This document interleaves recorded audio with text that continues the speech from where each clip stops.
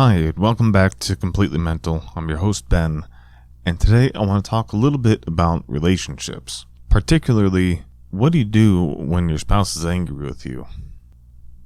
So one of the big things with Stoicism, it's an ancient philosophy that teaches us to live in harmony with nature and reason and to control our emotions by focusing on what is in our power. One of the main emotions that Stoics try to avoid is anger, which they consider to be irrational or harmful and contrary to virtue. According to Seneca, one of our more famous Stoic philosophers, anger is a bad habit that people tend to pick up from their parents. He wrote a whole book about how to deal with anger, offering a number of strategies, such as we should remember that humans are social creatures and that we should treat others with kindness and respect. Consider the character of the person who angers us as a whole and not just their faults. He also has a quote about realizing that no one does evil willingly, but out of ignorance or weakness. And this doesn't have to be a permanent state of ignorance or weakness. It can be temporary. People lose their minds sometimes. You gotta keep an open mind about their motives and intentions and not jump to your own conclusions. We also recognize that we all have similar flaws and weaknesses, and we are not ourselves perfect. One that you may have heard before is memento mori. Remember that we must die, and that life is too short to waste it on anger.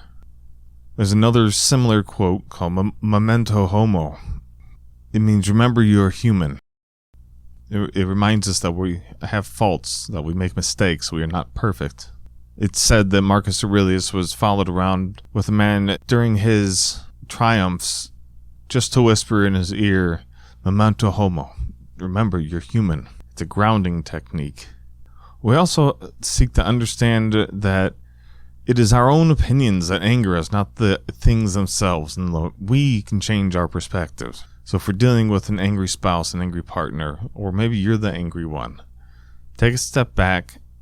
Remember that it's our own opinion that's getting us upset. And remember from my episode yesterday, you don't need to have an opinion on everything. And finally, we realize that anger hurts us more than the thing we're actually angry about, and that it disturbs our peace of mind and happiness. So remembering these things help us to cope with anger in any situation. At least almost any situation. Again, we're human. We are bound to mess up at some point. Instead of reacting with anger ourselves, we can try to understand where they're coming from, empathize with them, and communicate calmly and respectfully. We can also remind ourselves that their anger is not in our control, but our response is. By doing so, we can avoid escalating the conflict and damaging the relationship further. So what's all this mean? It means we need to take a step back, and we need to consider the state that the other person's in. We need to consider the state of mind that we are in, and maybe we just have to call for like a timeout for a second while we both consider our actions before we come together to really discuss what's going on. Remember, taking that moment to pause and think and consider your reaction might save the entire day, the entire relationship.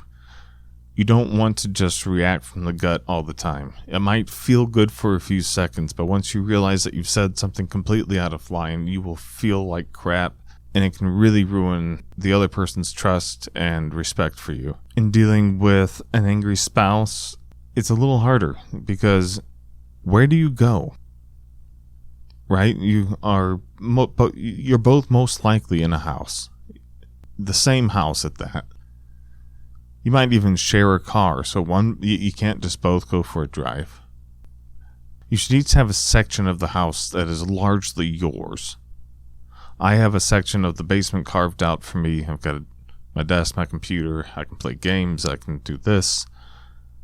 My wife has a section of the main floor that she's devoted to her plants, and it also has a nice bench in a bay window that faces the sun, so she can sit and read and enjoy her books and the things that make her happy.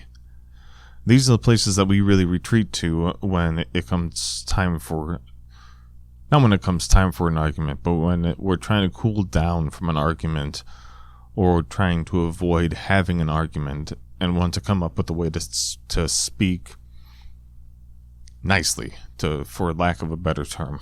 When we want to be civil, we take a step back. We consider our actions and we move forward from there. We act with as much care as we possibly can to live within our virtues. And that is what the Stoics would want us to do. So, until next time, remember, before you blow up, take a deep breath, take a step back, find some space, and think for a minute. It could just save your marriage. It could just save your relationships. Or it could just save a headache for the rest of the day. Talk to you later.